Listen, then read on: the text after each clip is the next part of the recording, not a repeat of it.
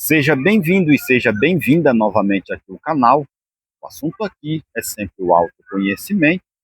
O autoconhecimento aqui se dá apenas através da leitura de livros e as teorias já existentes. Aqui o assunto principal é a psicanálise, a psicologia e a filosofia.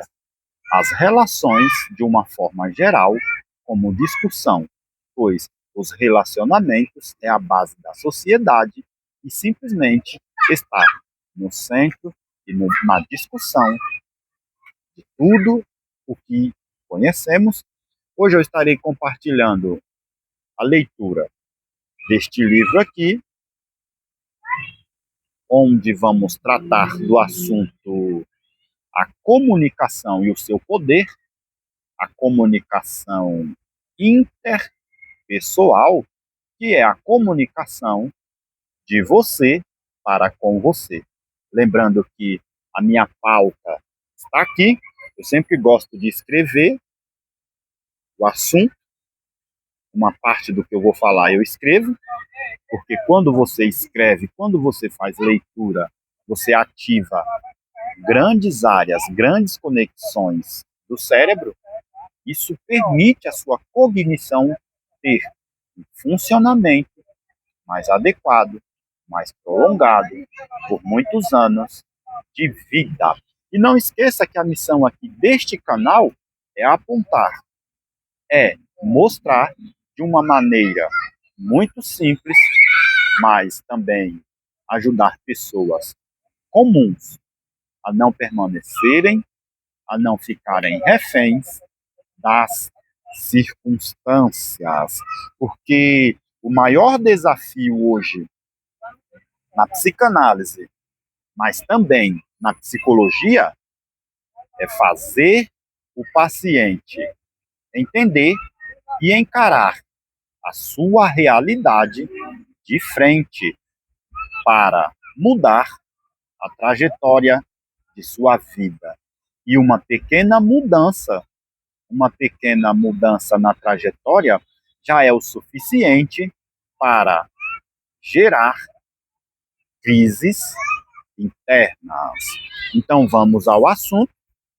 Como eu havia falado para vocês, hoje é sobre a comunicação interpessoal, porque a comunicação, o verbo, a palavra, ela é um agente de mudança muito grande na sua vida. O assunto aqui está sempre voltado para a psicologia.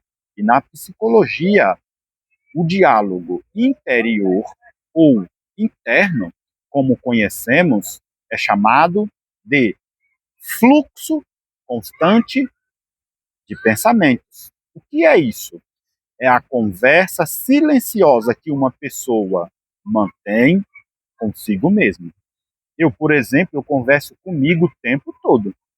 Muitas pessoas falam que eu estou com graves problemas, mas eu não compreendo desta forma. Essa voz interior reflete crenças, emoções e autopercepções, influenciando diretamente o comportamento, a autoestima e a saúde mental, podendo ser positivo, encorajador. Também pode ser negativo, é o crítico e auto-sabotador. E o que define e inclui o diálogo interior? O monólogo, o diálogo, o consciente e o inconsciente. Inclui pensamentos automáticos, reflexões sobre o dia e o planejamentos das ações. E qual é o impacto emocional? Um diálogo crítico constante, comum na terapia comportamental cognitivo, o TCC, pode gerar ansiedade e depressão.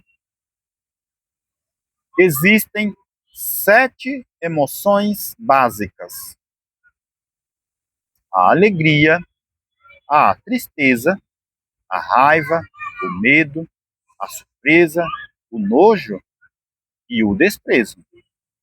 Existem alguns fatores que desencadeiam essas emoções. As emoções, elas têm uma função. Elas são um recado para cada um de nós. As relações, as emoções não podem ser negligenciadas, porque senão elas vão crescer para se fazerem visíveis. E cada emoção dispara em nós um comportamento e gera reações fisiológicas. Vamos falar da função cognitiva das emoções. Ela é essencial para a resolução de problemas, foco e tomada de decisão. Exemplos de diálogo interior.